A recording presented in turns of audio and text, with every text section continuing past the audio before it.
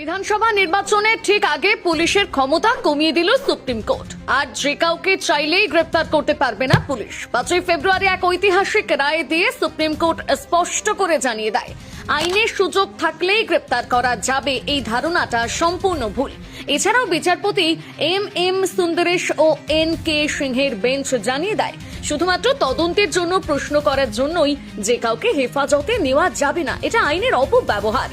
নতুন ফৌজদারি আইন ভারতীয় নাগরিক সুরক্ষা সংহিতা 2023 অর্থাৎ BNSS অনুযায়ী যে অপরাধে সর্বোচ্চ সাজা 7 বছর পর্যন্ত, সেখানে পুলিশের প্রথম কাজ গ্রেপ্তার নয়, নোটিশ পাঠানো। আইনের ধারা 35(3) বলছে, আগে নোটিশ দাও, তদন্তে ডাকো, প্রশ্ন করো, গ্রেপ্তার করা একদম শেষ রাস্তা। সুপ্রিম কোর্ট আরো পরিষ্কার করে বলেছে, ধারা 35(6) অনুযায়ী গ্রেপ্তার করার ক্ষমতা পুলিশের সুবিধার জন্য নয়, তদন্তের চরম প্রয়োজন হবে তবেই। আদালতের ভাষায় গ্রেপ্তার কোনো বাধ্যতামূলক কাজ নয়, এটা শুধুই একটি আইনি বিকল্প। সুপ্রিম কোর্ট বলছে, গ্রেপ্তার ছাড়াও তদন্ত চলতে পারে। তদন্তকারী অফিসারকে আগে নিজেকে প্রশ্ন করতে হবে, এই গ্রেপ্তার কি সত্যিই দরকার? যদি উত্তর হয় না, তাহলে গ্রেপ্তার নয়। এই মামলায় আদালতকে সাহায্য করা সিনিয়র আইনজীবী সিদ্ধার্থ লুথরা জানালেন, নোটিশ না দিয়ে সরাসরি গ্রেপ্তার কখনোই বৈধ নয়।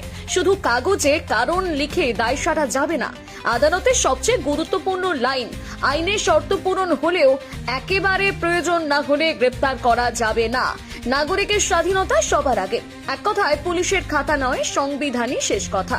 এই রায় জানাটা শুধু আইনজীবীদের জন্য নয়, প্রত্যেক নাগরিকের জানা দরকার।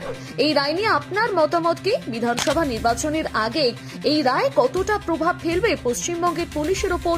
জানাতে ভুলবেন না কমেন্ট করে।